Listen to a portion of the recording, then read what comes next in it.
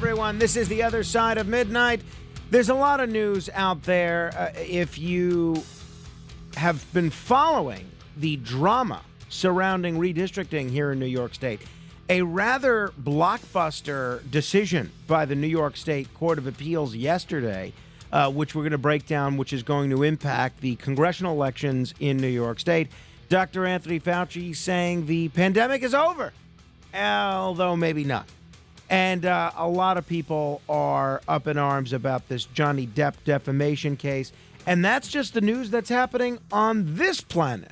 First, let us begin by looking up at the stars and going to space. And we are very pleased, as we are regularly, to be joined by a gentleman who knows more about space than just about anybody on the radio. He also has, bar none, the best voice of anybody on the radio. Very pleased to be joined once again by Steve Cates, a.k.a. Dr. Sky, a veteran radio and TV broadcaster and edutainer with expertise in astronomy and space. Steve, it is great to talk with you again, my friend.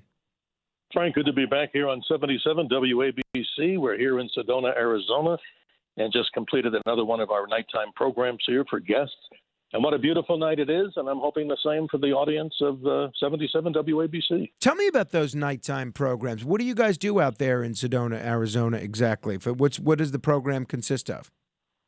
Well, it's a beautiful celebration, Frank, of the nighttime sky, because Sedona is one of many places around the world that is a international dark sky community, meaning they shelter the light so people can cherish this great resource that we have, which is seeing the night sky. So I'm asked, over 10 years I've been coming to this one location, and it's called the Wild Resort and Spa. We've done this for so many locations here in Arizona, but a 2-hour program, Frank, where we go out with the high-powered lasers under the beautiful clear skies, the telescopes, and do the whole story that we do here on this radio show, sharing with people the need to look up and to cherish the skies and kind of get us away from so much of the world's political news and all the other things that we all try to say, well, why can't we all just get along stuff? But people seem to enjoy this, and I'm privileged and honored to be with you, Frank, and the listeners here. Wonderful. We're honored to have you, as always. All right. Now, one of the first things that's on my mind, I got a whole bunch of emails yesterday from listeners listening on the radio, right, not over the app, not on the website, all of whom saying they had a difficult time hearing the radio transmission, hearing the radio signal. We had our engineers, I drove them crazy today, investigating all of our equipment and what's happening at the transmitter. The answer came back, our equipment's working fine. And I said, well, I wonder if that could have possibly been a solar flare. What's happening in terms of solar activity right now? And could the transmission issues we experienced yesterday have been due to a solar flare? It's probable, Frank, but I doubt that. But here's what's going on the sun. As we talked about in our last episode, solar cycle 25 is just really on the uptick. And for all the scientists that predicted that this might have been a milder solar cycle than in the previous cycle 24, no, it's just quite the opposite. So just right now, as we're talking live, we have an opportunity now. If people go to various websites, you'll see a full disk image of the sun. And the sun is populated with a lot of these big sunspot groups. And over the week, I have a solar telescope, Frank, that I look peering into the sun safely. It's called the Hydrogen Alpha Telescope. And I've been studying these sunspot groups, but out of this particular groups, there's like 3 or 4 massive groups on the sun right now. And some of the important ones that are producing these flares or geomagnetic storms are moving to the right side or going to go around the other side of the sun. But guess what? There's more coming from the other side. And just the other day, we had a dual M-class flare, which isn't quite as powerful as an X. So it is possible. But what we know about radio, to answer your question, there were radio disruption in the 20 megahertz ranges. And I gather that's certainly not the frequency that, of course, 77 WABC is on.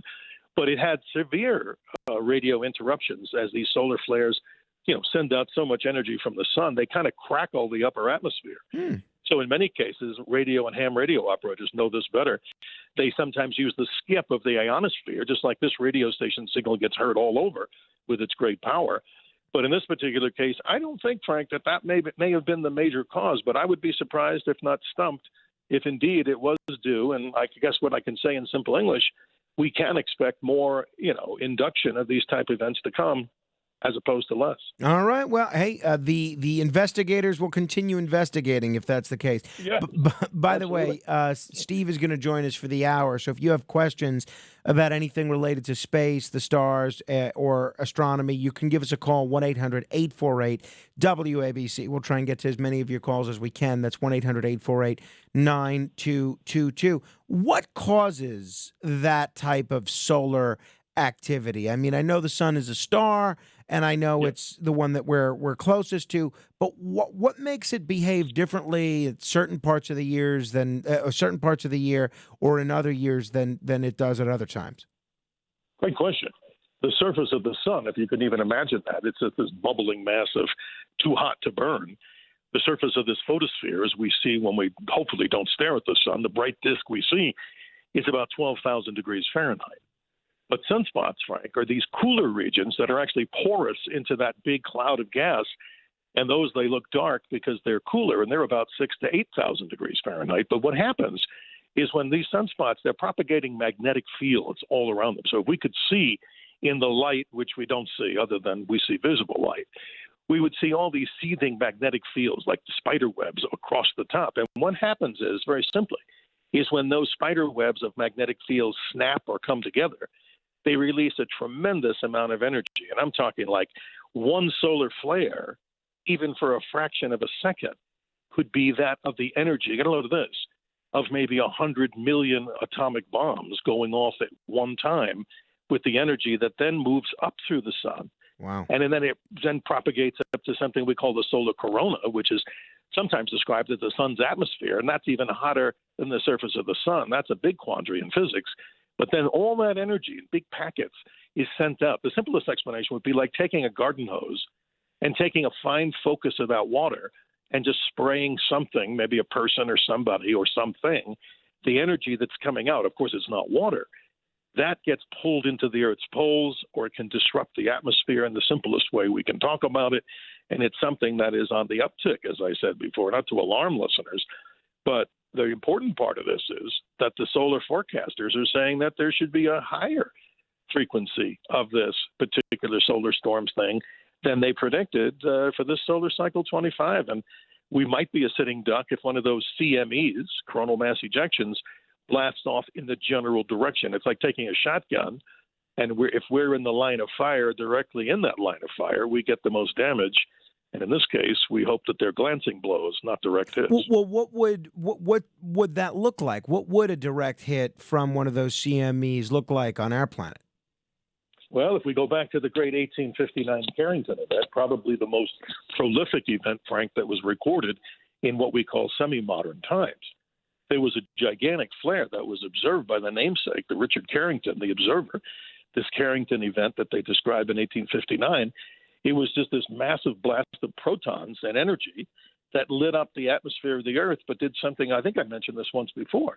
In the pre-internet days, what did we have? The early internet days were not computers, they were the telegraph. Mm. And there's such an induction of energy hit the telephone wires and lines and set them on fire in many places around the Earth. And auroras, the northern lights, as people call them, or southern lights, were seen as far south as Cuba or even down in Colombia, where they're hardly ever seen before. So if we had one on that scale, it would be simple to say, pretty devastating with our digital world that we live in with electronics, right? That is for sure. We'll take your calls in just a minute at 800-848-9222. Still 4 or 5 lines open if you want to jump on board. 800-848-WABC. What's going on with the James Webb Telescope? What's the latest since last we've spoken about what images we're seeing from the James Webb Telescope? Well, it's sure, but moving forward very positively. I mean, I'm amazed, Frank, at this, and I'm sure many listeners are, that nothing really has gone wrong with the James Webb Telescope. You would imagine such a complicated folding device that had to be unfolded in space. The latest is that they were spending time trying to focus those 18 mirrors, and they were picking some obscure star in the heavens, and they were doing, I think this is like the third of 7 of these alignment tests. And what they're doing is they're trying to get a focused image on all of these 18 mirrors, and then eventually they're going to focus everything into that one singular point. So it's amazing. All this is happening very positively and very successfully. And I imagine, as we're hearing this, and I don't have an absolute date for confirmation, but it looks like probably early June or in June, we're going to start to see some of the first research projects actually underway. And this will be so amazing as this telescope peers back to the earliest times of what we call the Big Bang post-creation. And what is that? 13.8 billion years ago. We're going to try to peer back almost, well, we can't get to the exact, expansion, but I'm sure we'll be getting even as close to maybe as 380,000, maybe 300 million years after the Big Bang, giant expansion. So the things are looking very good. So it looks positive for James Webb. Take us through that again, if you would, because that's always a subject, and I know we've touched upon it before, but it's always a subject that I end up getting a lot of questions about it after we end up speaking about it. How can the James Webb Telescope help us see what happened, if not at the time of the Big Bang, shortly after the Big Bang in cosmic terms? How does that happen? Well, it's a good question, and here's the answer. We look and tried to do this with ground-based telescopes, and we still do. And a ground-based telescope in Chile, Frank, one of the largest ones in the Atacama Desert, one of the driest regions and clearest skies in the world. If you ever want that, you'd want to go there. But the ground-based telescopes, even these big giant telescopes, have to still peer through the Earth's atmosphere. So we have Hubble, which has a little bigger than around a 94-inch mirror. The James Webb has a 21-foot mirror. So what's going to happen, very simply, is that the ability for this to see fainter and fainter objects, we call it magnitude. And the highest positive magnitude that an average person can see on a really dark night, let's say out in the country, would be +6. Some of the James Webb Telescope images may be upwards. Think about this. Ground-based telescopes may give us images of maybe +30 on the magnitude scale, but with James Webb, with its giant mirror, it's going to be able to peer deeper and deeper into the universe, meaning seeing fainter and fainter objects. And that itself is just amazing. But it's going to be doing this primarily in the infrared, which is the heat signature left over from all these objects that lie out into the universe. And I find that quite fascinating. Absolutely. And I'm sure the listeners do too. Absolutely. 800-848-WABC. Let's begin with Bill in Huntington. Hello, Bill. Oh, how you doing? Good morning, Bill. Thanks for joining us. Yeah, all right. Now, when I was a teenager, I learned a mnemonic for the spectral types of stars, right? That go from O for a blue-white star like Vega, down through G, which is the Earth's sun, down to red dwarfs like Bernard's star, which is M. Okay. Yes. Now, just before I ask the question, tell me what mnemonic you learned. Well, here's the thing I can remind you of. An astronomer named Harlow Shapley, when he was teaching college classes, he came up with this mnemonic, as we call spectral classes. And just to let everybody know this, Bill, this is interesting. Spectral classes go now, there's so many subcategories, but they start off, let's say, with W and O. But Harlow Shapley had this mnemonic. It was something like this: "Oh boy, kiss me right now, sweetie." And he had a few other letters in there because it was O, B, and you went down the spectral class line. But now today, I don't think there's any simple mnemonic because I think it starts with W class. These are super hot stars. And it goes all the way down to these tiny, tiny little red dwarfs that are almost, I should even say brown dwarfs, that are almost invisible. But don't you think, Bill, that this is fascinating that even the astronomers could come up with this categorization of stars? It's like taking different types of animals in the world, like in zoology, and coming up with all these different species. And they're doing this with objects that are nowhere near the Earth. But that's basically what that mnemonic was. It was something that people remembered even in high school and college when they took astronomy.